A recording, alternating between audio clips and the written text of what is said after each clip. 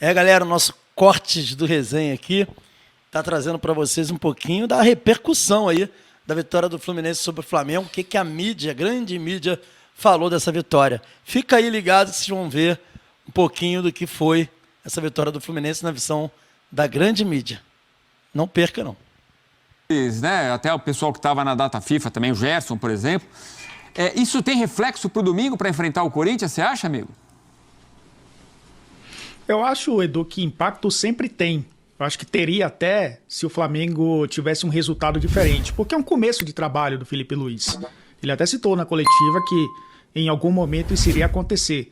Na verdade, ele já tinha falado no jogo contra o Bahia, né? Que em algum momento a derrota iria aparecer, que uma atuação ruim aconteceria, que é natural de qualquer trabalho. E isso, logicamente, ele tinha consciência. É claro que depois de uma data FIFA, com alguns desfalques, se imaginava um Flamengo abaixo do que jogou nos últimos jogos. Sem o Gerson, que é um cara que traz equilíbrio ao meio-campo, sem o Arrascaeta, que é um jogador da criatividade, apesar do Felipe Luiz ter dito que o time criou, e isso não preocupa ele, que a questão é concluir as jogadas, e de fato no primeiro tempo, a gente viu os números, o Flamengo foi melhor. A questão das posses recuperadas, né, bem levantado pelo Data ESPN, esse dado é importante, porque é o Flamengo do primeiro tempo de marcação-pressão, como gosta o Felipe Luiz, que no segundo tempo não aconteceu. É claro que eu acho que tem um fator também, Edu, que a gente precisa colocar nessa conta, que é importante nesse momento de carreira do Felipe Luiz. Ele vai enfrentar treinadores muito, mas muito mais experientes do que ele. É o caso do Mano Menezes. Mano Menezes soube muito bem, você falou o vestiário fez a diferença, né? No segundo tempo também, né? Com a entrada do Arias, com o time se posicionando melhor também defensivamente. O Felipe Luiz fez uma boa leitura quando ele fala que o Fluminense baixou suas linhas para tentar a bola longa e tentar matar o jogo nesse contra-ataque, no jogo direto. O Flamengo deu muito espaço para um jogador que é um jogador acima da média, que é o Paulo Henrique Ganso, muitas vezes buscando a bola no campo de defesa, saindo dessa zona de marcação do Flamengo. No gol do Lima, ele faz uma jogadaça, como a gente viu, né? Essa transição ofensiva que passa pelo pé dele ali, apenas com um toque, ele mata toda a defesa do Flamengo. Então, o Fluminense soube se adequar no segundo tempo ao que o jogo pedia.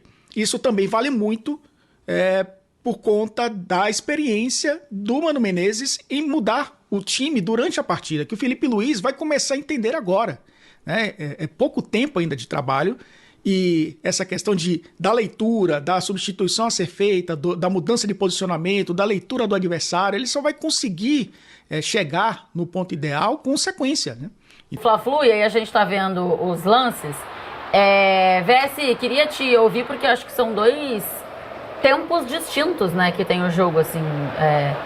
Eu não sei o que exatamente muda, mas o jogo ele muda completamente de figura assistindo o primeiro e o segundo tempo. Explica pra nós, Zé. Eu acho que foi a entrada de John Arias. Eu acho que a entrada do Arias mudou a cara do jogo. Ofensivamente é evidente, né? A gente tá falando do melhor jogador do Fluminense no ano.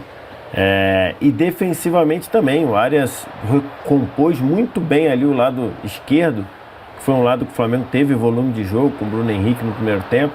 E ele entrou fechando muito bem aquele lado, ganhou umas 3 ou 4 duelos ali individuais. Tem um que ele sai pro duelo ali, fazendo a marcação com o Gabigol em cima dele, ele chuta a bola em cima do Gabigol, ele sai rindo, aí o Gabigol não gosta muito, mas ele sai dando aquela risadinha ali. Então acho que a entrada do Arias, que é um jogador top no futebol brasileiro, que não tinha começado jogando por conta do desgaste lá da Data FIFA? Da CBF só respeitar meia data FIFA, né? A CBF não respeita a data FIFA inteira, a CBF respeita metade da data FIFA só. Então, acho que isso fez a mudança do jogo. De fato, o Flamengo foi melhor que o Fluminense no primeiro tempo, uma intensidade muito grande, e a partir do 1-0 do Fluminense, acho que o Flamengo sentiu demais o gol do Fluminense, que não fazia muito sentido, porque o Flamengo tinha jogado bem no primeiro tempo, e a partir daí o Fluminense mandou no jogo. Acho que a vitória do Fluminense é justa, partindo do princípio de eficiência, de eficácia e de aproveitar, e acho que esses dois jogadores fizeram a diferença, né? O Ganso, a Tainá tinha falado exatamente sobre isso no pré-jogo, né? às vezes as bolas que o Ganso trabalha e que não entram para a estatística, porque né? quando você olha a estatística, você olha gol e assistência, né? O quanto o Ganso clareia na pré-assistência. E o Ganso hoje ele fez isso, né, com o passe para o Cauã Elias, que está na tela aí, e depois fez isso no passe que gerou a assistência do Martinelli. Então, e a entrada do Arias mudou completamente o ritmo do Fluminense. Então, foi explicar a mudança dos dois tempos, acho que é a entrada do Arias, que entrou muito bem no jogo. A Aline falava um pouquinho, né, sobre a organização de alguma forma diferente do lado direito do Fluminense no segundo tempo, e passa muito, obviamente, pela entrada do Arias.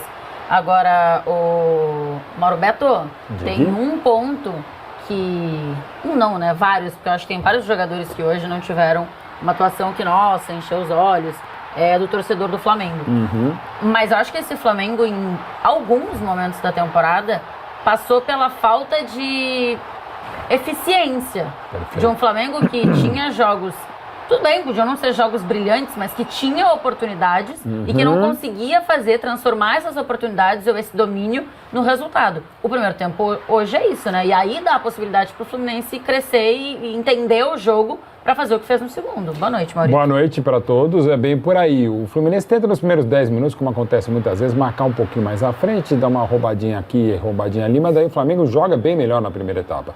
Mas joga, mas com mais intensidade, chegando mais, mas assim, chances legais, assim, não foram tantas, mas foi melhor que o Fluminense.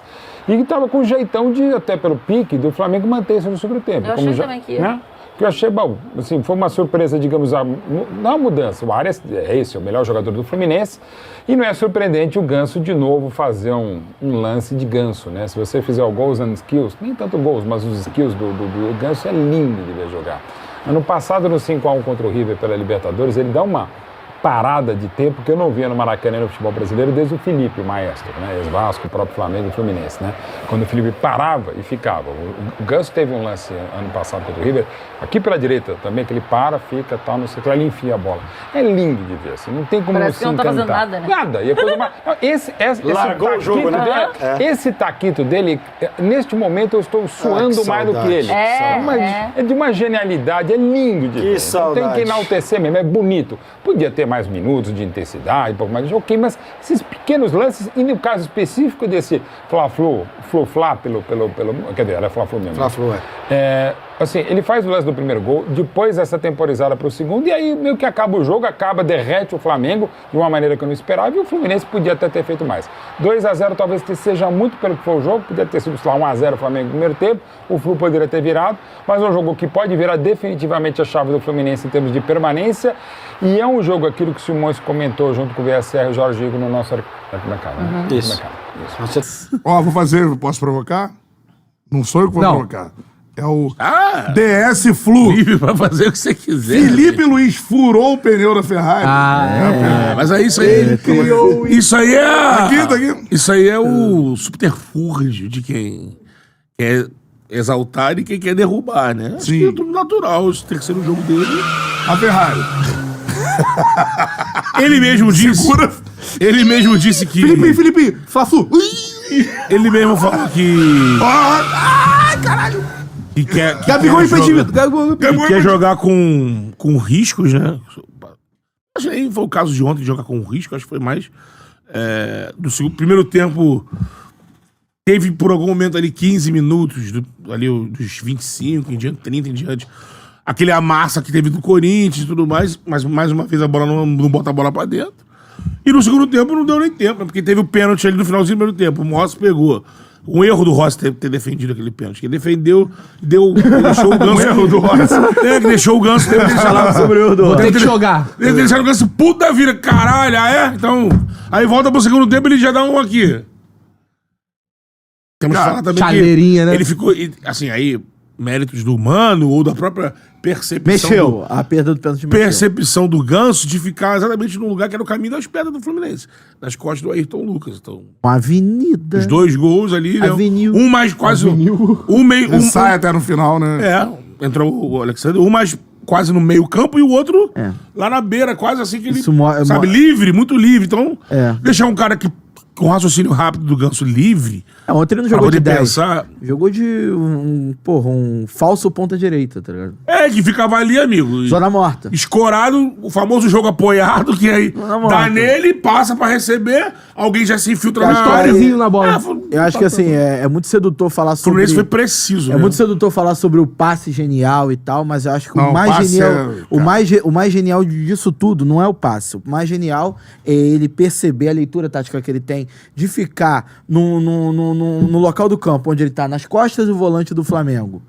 E assim, de frente Ele sabe que se ele de frente para poder superar a primeira linha, tem um buraco. De frente para poder posicionar para poder explorar as costas do Ayrton Lucas, então ele faz isso no primeiro gol e faz isso no segundo. tem um Eu acho apoio eu acho que a leitura de jogo dele é mais genial do que a própria jogada, porque a jogada de chaleira, você pode achar isso em outros lances e não dá em nada. Sim. Porque É o a efeito execução plástico. do plano que ele já percebeu. Mas Ele já chama mapeou atenção e Tudo tal. isso em cima do plano do Mano Menezes, que foi muito bem aplicado ontem no Flamengo. Sim. Foi muito bem aplicado, tanto defensivamente quanto ofensivamente nos Teve contra-ataques. um momento do jogo que fugiu, achou o controle ali do que o Mano pensava Primeiros que 20 era... minutos? Não, dos 25 em diante do primeiro do primeiro tempo. Então, Até o pênalti. Até o pênalti. Então, pênalti. pênalti. Porque ele foi a hora que o Flamengo conseguiu Mas no restante ele... alugar ali o campo dele, daquele amacia, era onde o Flamengo tinha que ter feito gol. Ali tinha que ter feito gol. Aí, mais uma vez, o Felipe...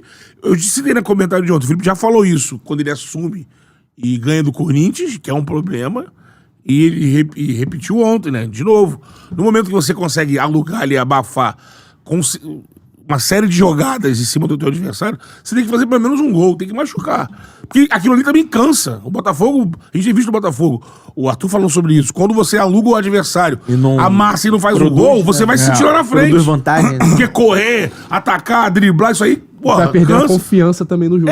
Uma, duas, três, quatro. Do que o Arias fez da semana passada para cá. Porque na quinta-feira o Cidadão jogou 63 minutos na altitude, tá? Em El Alto. Só 4 mil metros acima do nível do mar. não é nem La Paz, entendeu? Minha molezinha de La Paz. La Paz, Aí, perto de El Alto, 5 é dias moleza. depois, ele jogou 77 minutos em Barranquilla e tava um calor dos infernos lá. E ontem ele chegou de madrugada e foi pro jogo. E entrou no intervalo. Então, assim... e decidiu o jogo, né? Ajudou a decidir o jogo. Então, não é simples o que o Cidadão fez. A entrada dele no segundo tempo, ela também altera o comportamento do Fluminense, o comportamento coletivo do Fluminense. O Ganso se sobressaindo, se destacando, evidentemente, mas ao mesmo tempo um cara que dá um pouco mais... Primeiro que ele é onipresente. Ele está pelo lado direito, daqui a pouco ele está por dentro, daqui a pouco ele volta para auxiliar o Samuel Xavier na marcação. Então essa onipresença dele já é algo que faz a diferença. E aí permitiu também ao próprio Ganso cada vez mais sobressair, né? Agora, olha só que interessante, né? O Arias é um jogador de lado de campo e o mapa de calor dele ilustra isso bem. O Ganso, ele pode não ser um jogador veloz, já se disse que ele não tem intensidade, mas olha só, maestro, como ele esteve no campo inteiro ontem do Fluminense. Olha o mapa de calor dele. Porque não é uma movimentação rápida, é uma movimentação de inteligência. Eu vou buscar o espaço vazio que me dê a possibilidade de receber essa bola. Por exemplo, quando está sendo atacado, ele vai buscar um espaço onde ele possa receber essa bola para já dar continuidade à jogada ofensiva que vai acontecer. Como exatamente no gol do Lima, né? A gente está rodando imagens, tipo um DVD do Ganso na temporada, e eu acho essa história fascinante, esse renascimento do Ganso no Fluminense, que começa com o Abel Braga, quando ninguém dava nada por Paulo Henrique Ganso, e o Fluminense queria ele fora do clube, inclusive. Era extremamente criticado por fazer um contrato de 5 anos com um jogador que parecia que não iria acontecer. O primeiro treinador, eu acho importante falar isso, que promove o renascimento do Ganso é o Abel Braga no título estadual. Ali ele joga decisões lindas, mágicas, você fala, caramba, o Ganso pode jogar. E vem o Diniz, o Fluminense joga de um jeito que favorece, no meu entendimento, a atuação do Ganso. O Diniz encaixa o Ganso perfeitamente e vai jogando cada vez melhor. E ele faz, para mim, a melhor temporada dele com a camisa tricolor.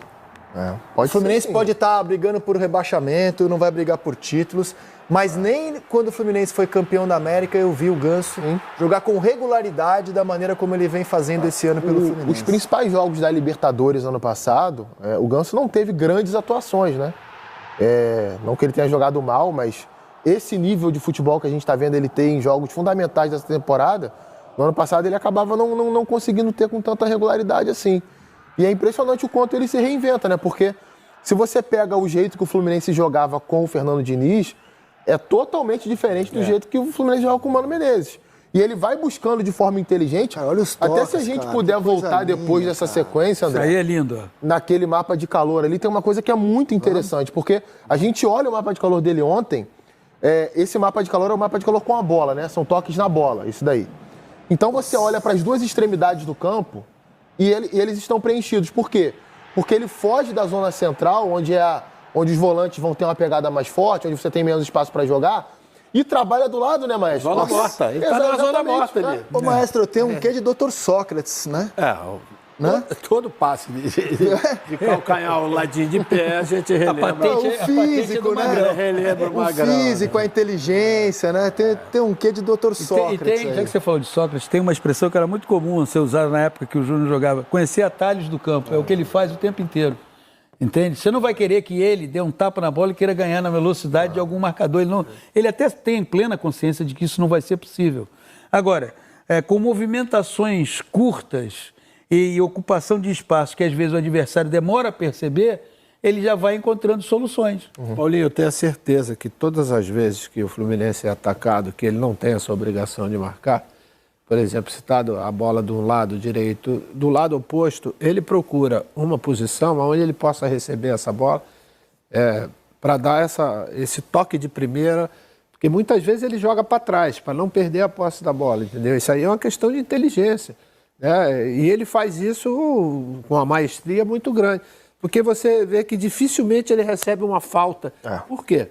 Porque ele está numa posição que o adversário às vezes não está ligado, porque a jogada está acontecendo no outro lado e ele está numa posição que quando a bola chega, o cara está atrasado, como aconteceu exatamente com o Léo Pereira ontem. Coutinho, o seu pedido é uma ordem. Aqui está na tela, mais uma vez, o mapa de calor de Paulo Henrique Ganso, para você tecer seus comentários. Não, é legal a gente observar o seguinte, você pega, o Arias é um jogador que joga do lado do campo, né? Parte do lado do campo, ele tem liberdade, é claro, mas ele joga mais vezes pelo lado direito do campo. Aí a gente tá vendo, olha o mapa do Arias, né?